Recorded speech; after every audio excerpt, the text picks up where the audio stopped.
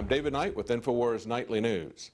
Now, recently, Ron Paul was on the Alex Jones Show, and he expressed concern about the way the police conducted themselves. He had some pretty strong language.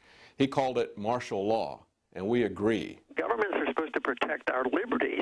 Once they decide they're going to make us safe, economically and physically safe, they can only do this by taking away our liberties. Those pictures really concern me. That is such a visual image when you see thousands and thousands of troops, and they weren't your local friendly policemen that were involved. I mean, can you imagine all these people being locked? They became prisoners. It was accepted too easily. It was martial law. But Lawrence O'Donnell took exception to that, and he very strongly called Ron Paul a liar repeatedly on his show for what he said about the way the police conducted themselves, going house to house, pointing guns at people in windows in houses, dragging them out of their houses at gunpoint, going down the streets in armored personnel carriers with full police riot gear. Wait, I want to show pictures first, and then I want to show some of the pictures of the Boston police, okay? Look at this. I mean, if this is what you have, why don't you invade a country? Show some of the other ones. I mean, go up to Canada, take their oil.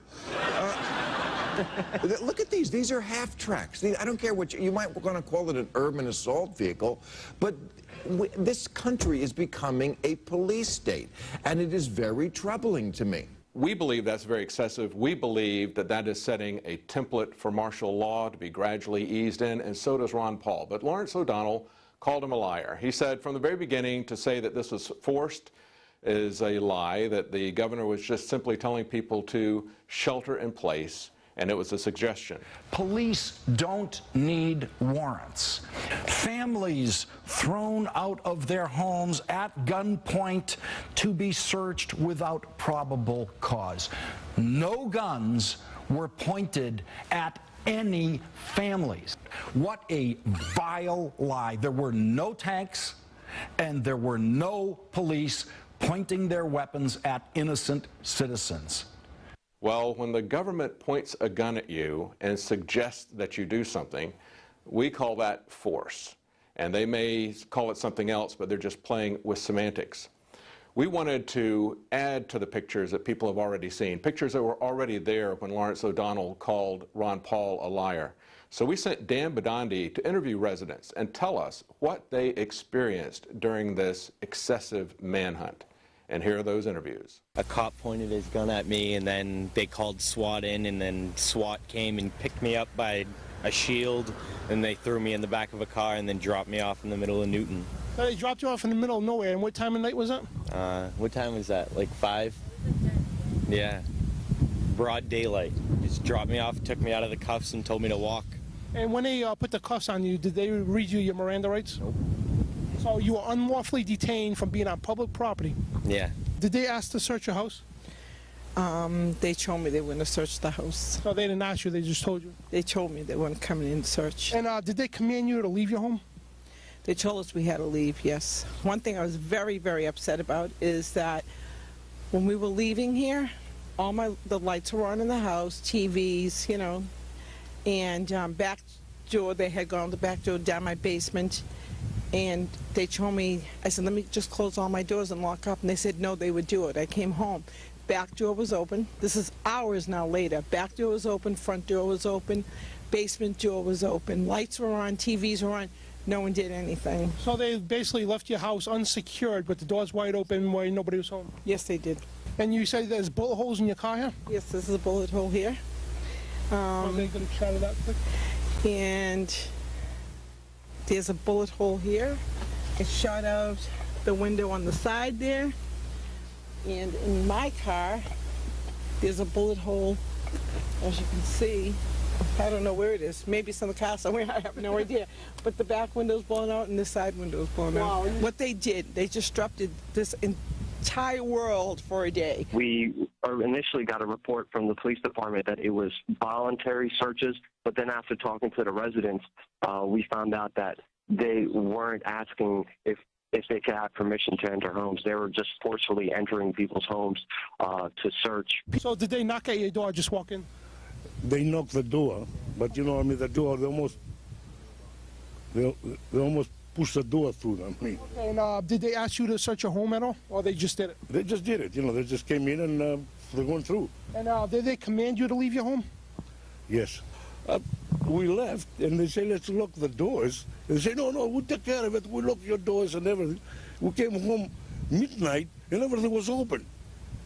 And nobody was around here. So they left your house also unsecured and wide open. Exactly. And nobody was around here. What takes anybody? Anybody can walk in. They mistreated the elderly then, right? Yes. Unbelievable. Yes, you know, I didn't like that. You know, like I said, they tried to do the job, you know what I mean? No.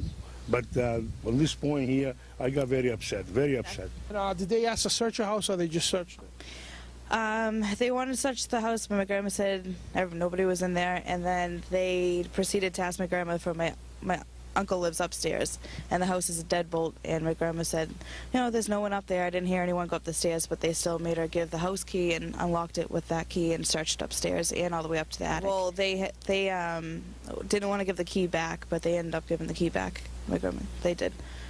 And did they command you at all any time to leave your home or stay in the home? So it was stay inside. But the thing overall that caught my eye is that my friend on Franklin Street lived across the street, and the Army people did a huge search in their garage. But the boat was directly across the street. They didn't search the boat, not once. They didn't even go around it. And that's where the younger brother was found? That's where the suspect was. And it's funny because the police didn't find him when they did the thing. The person finally got to leave their house because they said everyone stay inside.